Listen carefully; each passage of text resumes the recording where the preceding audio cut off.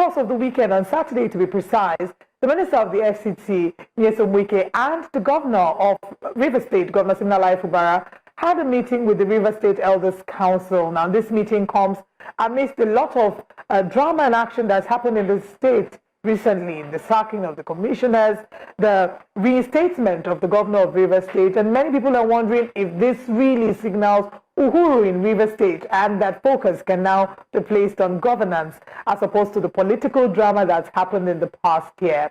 Joining us to explore the meaning of this meeting, what the potential implications of it are, and what the future of politics and governance in River State is, we have the founder of TAF Foundation, Jake Etele, live with us here in the studio. Good morning, and it's great to have a live conversation. We always have a better conversation with you. Good morning, Olive. You know, it looks like we have an olive branch in River State. I know! That's a very good one. So, would you consider the meeting between the River State Elders Council, Nyesom, Governor Fubara, the Speaker of the House, and all these other people whose photos were shared, the Larry Alaika shared them on X, would you consider this some sort of waving of the olive branch? Well, you know, the optics looks good, but I hope their hearts are united. I pray that they mean what they say, and they are conveying what they mean or what they meant.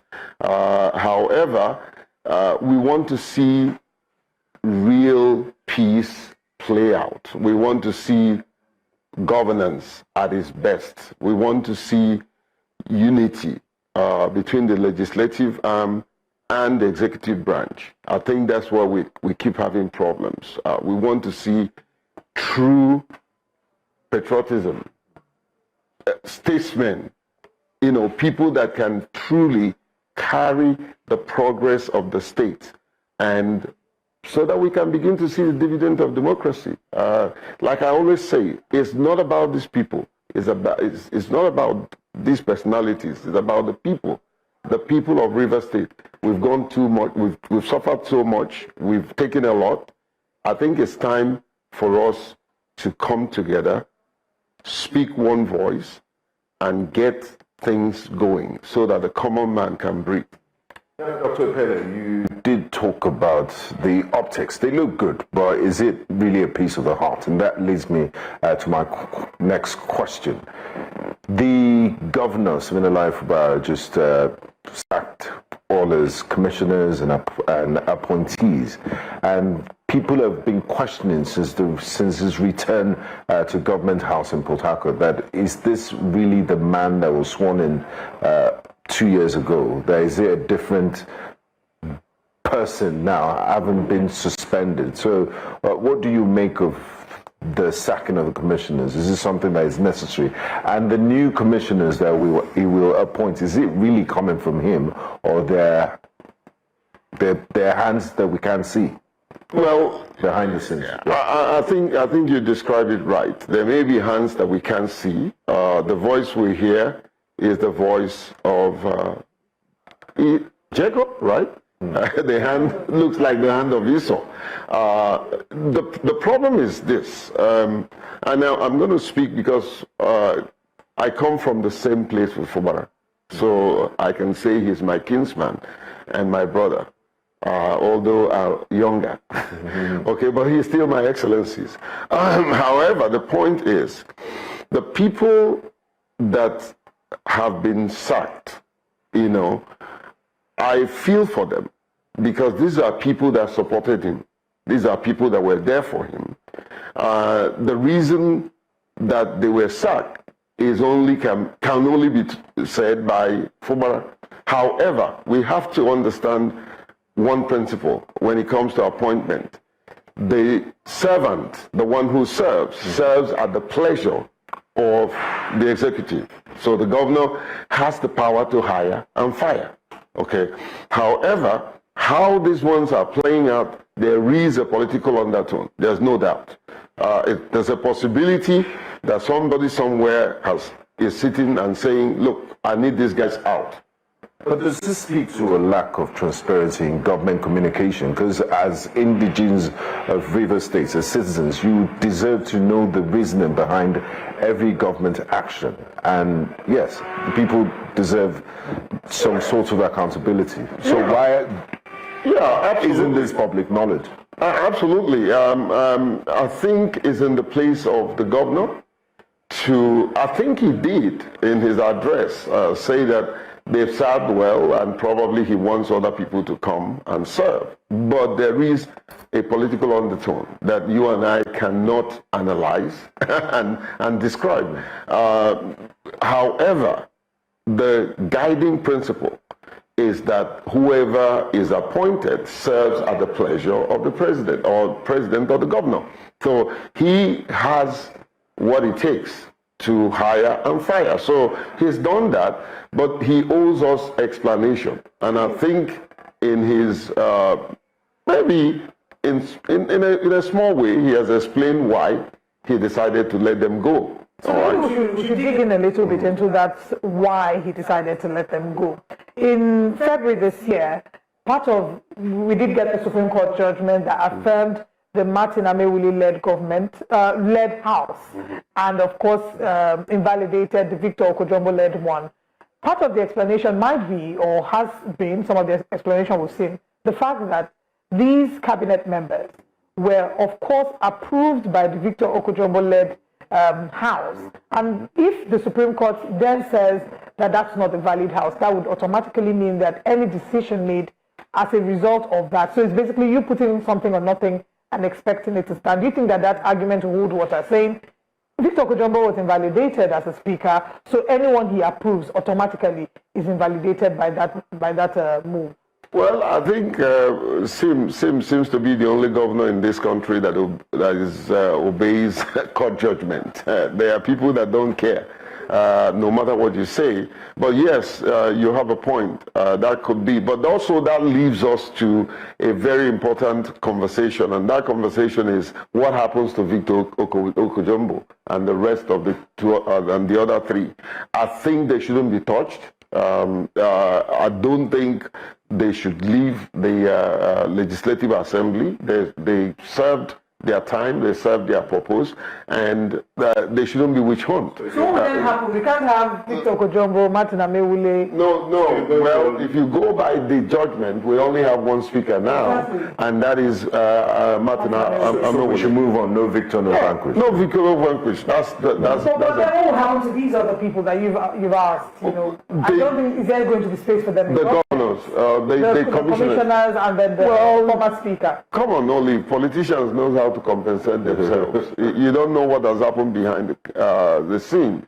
There's a possibility that they have been given one quiet offer. Do you think and they can transit? They can transit and become businessmen and still be politicians. Do you think any of them might return, at least the star commissioners? Return as commissioners? As commissioners, maybe a different portfolio. I think they're gone, probably. Okay. There's also a possibility that, and you're right, that's a smart question. They're likely to be refilled, some of them, if possible, if they're in the good book of those who are now dictating how the destination of the train. Okay. So, okay. I wanted us to go back to the meeting that happened over the course of the weekend. There was a picture that Larry Olayinka, I don't know if we have the picture, if we do, can we please share it? The picture that Larry Olayinka had shared on his X account detailing the meeting. And if you look at that picture, part of the criticism leveled against this picture is the fact that Professor Ngozi Odu, the deputy governor, was not there. Right Honorable Ehie Ogerenye Edison, chief of staff to Governor Fubara, was not there.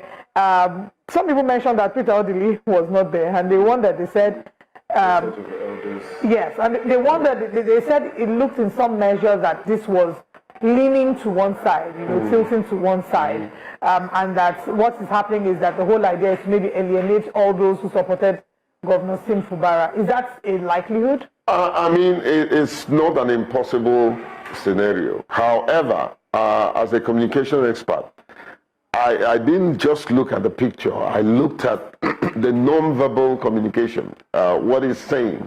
I saw the way Fubara was sitting. You know how it is when you sit with people you love and people you trust, you're free. I could see, someone who is trying to manage his space, and many of them. And that's the nature of politicians. And I would say crooked politicians. That's their nature. They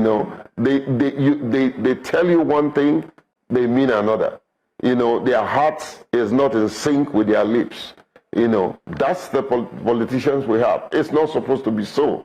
People should be trusted. People should be trusted and leave the reason why they are trusted. But politics and the people, it's like husband and wife. There must be that trust and transparency where you can strip naked and not be ashamed.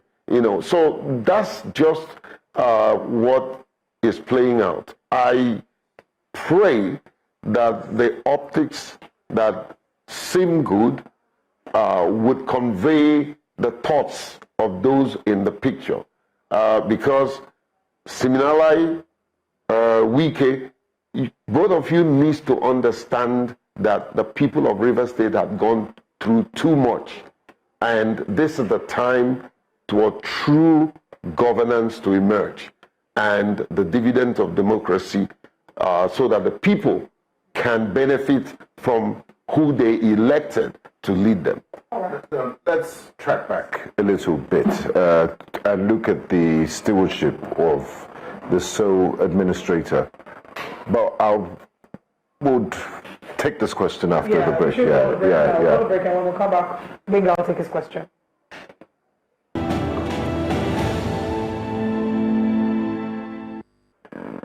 You're welcome back to Breakfast Central, reaching you live from the Nigeria Economic Summit Group, the 31st edition, live in the nation's capital, Abuja. We're currently in a discussion with Dr. Jake Epele, founder, CEO of TAF Foundation. We're unpacking the River State Elders meeting that happened, peace deal, a meeting that happened with Governor Siminalai Fubara over the course of the weekend. Now, Dr. Epele, there's been lots of talks about probing the sole administrator. The first port of call for the River State House of Assembly when they resumed was to ask him to account for the monies that were spent during his stewardship. He was also in Abuja last week to see Mr. President, and civil society groups have been calling. They want him to account for taxpayers' money that was spent in the 6 months he held the M's as the sole administrator of River State. Is this, how important as an indigene of River State are these calls, or is it a distraction? Oh no, come on. This is basic requirement of leadership, transparency and accountability. If he's truly, and as a trained military officer that he is, he doesn't have to wait. I expected him to have audited himself. Some will argue that the National Assembly did perform oversight functions while he was sole administrator, so that should count for something. Oversight function does not necessarily mean integral proper audit. Yes. Accountability. If he had accounted, giving whatever he did to the National Assembly, he should tell us so that, and of course it should also be made public. The point is, leadership requires that even when you don't, the public is not asking you to audit yourself. You audit yourself. The best way to escape public scrutiny is self-audit. Audit yourself. Tell us how much you spent, how you spent it, all the things that he did with taxpayers' money that belongs to Rivers people. He should be honorable enough to account for what he spent. We're asking you to account for what you spent. There's no hard and fast rules about it. He should be accountable. And as a responsible citizen and a well-trained military personnel, he should know that accountability is one of the hallmarks of leadership. So he shouldn't wait for people. I think Abbas should be angry enough to audit himself and say, this is how much I got, this is how much I spent, and anybody can hold me to it. But the aspect of keeping quiet and and all that, it does not help. It also helps for leadership growth. Yeah. Yes. It doesn't help for leadership growth. So I was one of the first people that called for him to account all the monies that were given to him that he spent and how he spent it.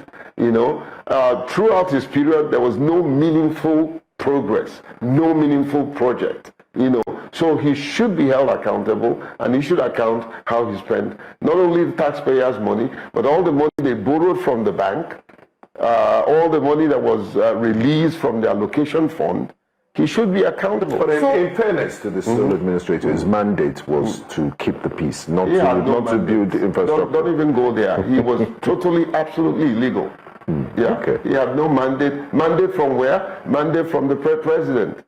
The president was elected just like Fubara was elected. So what role does the president have to play now in ensuring that... He was the one who appointed him. He should tell him to account for what he was given. It's not rocket science. I run an organization. I'm accountable to my board. I'm accountable to people. Go to my website. You will see the annual report and account. So that's what transparent leaders do. If you don't have any skeleton in your cupboard, you don't need anybody to push you to be accountable. It's global, it's local and global best practices. So now that let's now come back to Rivers State and where Rivers State currently is with regards governance and the policies that have been implemented for the advancement of the citizens. How much progress has been made ever since the feud between the minister and the governor? Well, very little, except the fact that Fubara was a bit more focused. I've never seen how an individual can survive that level of crisis and yet made meaningful progress. I think he did. He was able to focus on projects, tangible projects that people can see. And of course, he was also able to manage himself, because I don't know, I probably will not be able to carry on the way he carried on, but he had the energy and the age on his side, so he was able to do that.